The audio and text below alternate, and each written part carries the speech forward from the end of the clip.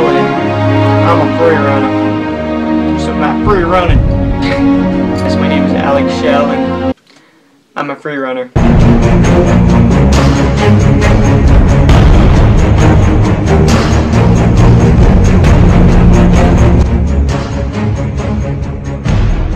Every free runner knows how it feels to screw up.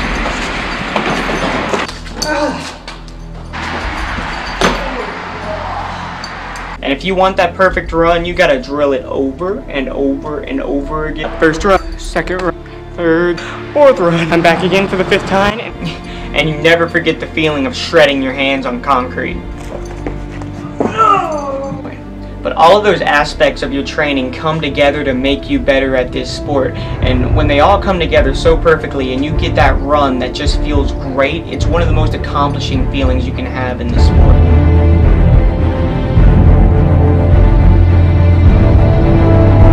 Two of the most inspirational free runners in the world are planning a tour around the world to help share their story about how they started free running and about how it's changed their lives. When I first heard about this story, I was like, someone book me a flight, I'm going now.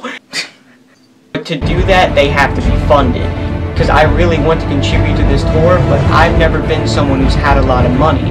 And so I thought, how can I contribute to this tour in any way possible? What do I know how to do? I know how to make videos, I can share my story, and I can get the word out about this tour. And I thought, alright, that's what I'm going to do. With this video, I hope to share with you this remarkable sport that has changed the lives of thousands of people, including mine, and hopefully together we can change the public perception about how this sport is viewed. That it may be an action sport, but it's the art of your own motion before anything else. So let's start with my story. The story starts when I met this guy named Mikey Morris.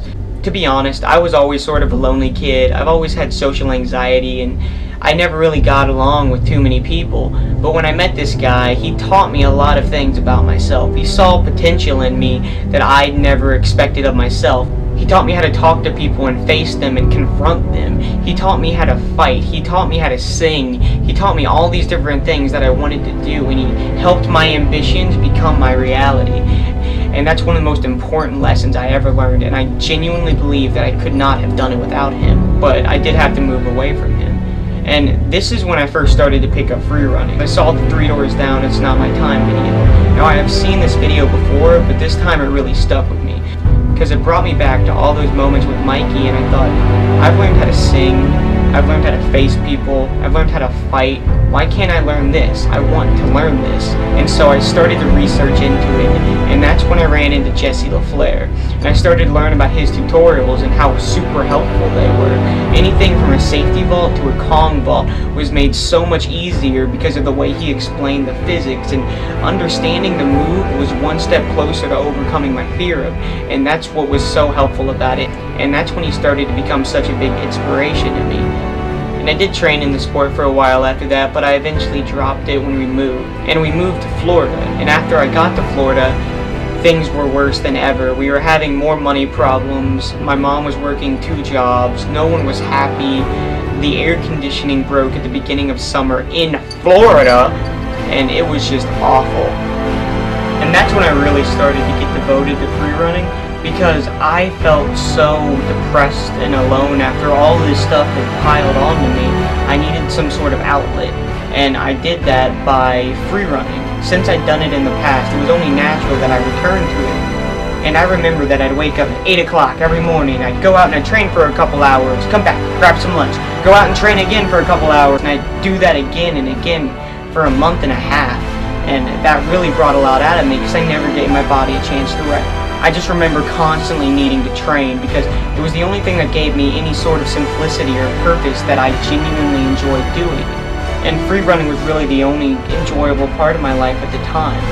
Although my family did grow closer together, you'd be surprised by how a whole family just being miserable can really bring you together. But we eventually did move, and this time I was genuinely happy about it. And we ended up moving to Kentucky. I dropped free running again for a couple of months, because after the move I was again kind of lonely and drawn out, and I really didn't want to pick up or do anything. And when I started to become depressed again, I did end up picking up free running again. And it was natural at that time. I just went out and I ran, and I couldn't tell you what I was doing. There were no moves, there was no free running vocabulary that I was focusing on. I was just training for the sake of training. And I was just having fun just for the sake of fun. And I think that's such an important lesson that free running has taught me, that you can just go out and you can just climb and you can just run, and it's just for the sake of you.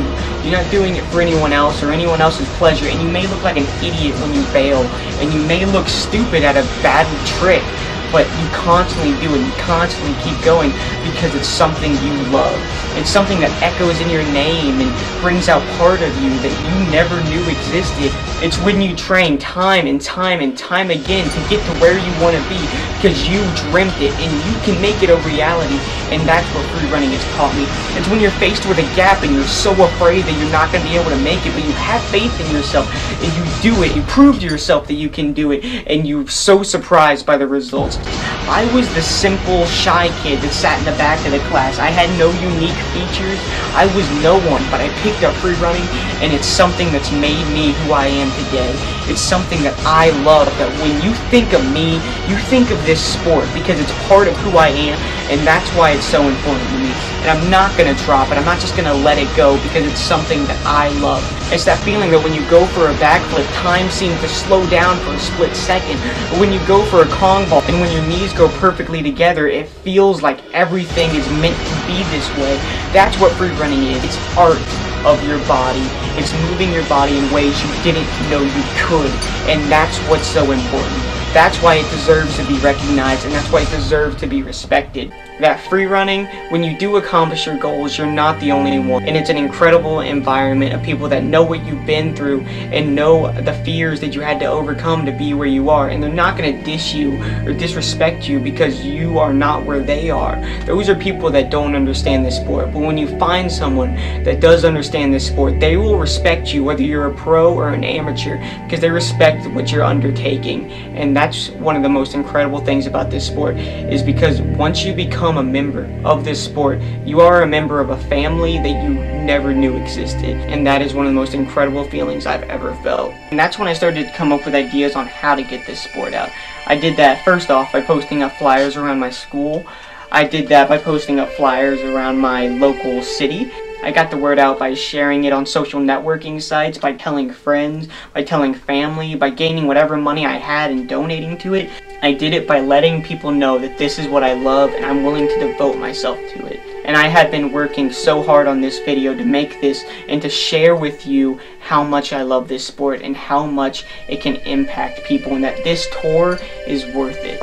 And if you're watching this video and you want to help out, check out the Kickstarter link in the description. All of us could use your help. If you're willing to donate, I would be extremely grateful. So would thousands of other people. And it would mean the world to us to see this take off. And I just want to say thank you if you have contributed. And it's incredible when you see so many people coming together to make this a reality. It's really an incredible ambition and undertaking that these two athletes are going through, and you've got to respect them for that. And for that, I just want to say thank you. I just want to say thank you if you're watching this video. I want to say thank you to all the producers and all the people that have worked on this documentary. I want to say thank you to all the backers on this Kickstarter. And I want to say thank you to Jesse LaFleur and Corey especially. I couldn't imagine my life without them inspiring me to be who I am today. And for that, I just want to say thank you. And good luck with this tour. And if it does take off, which we all hope it does, well, I guess I'll see you soon.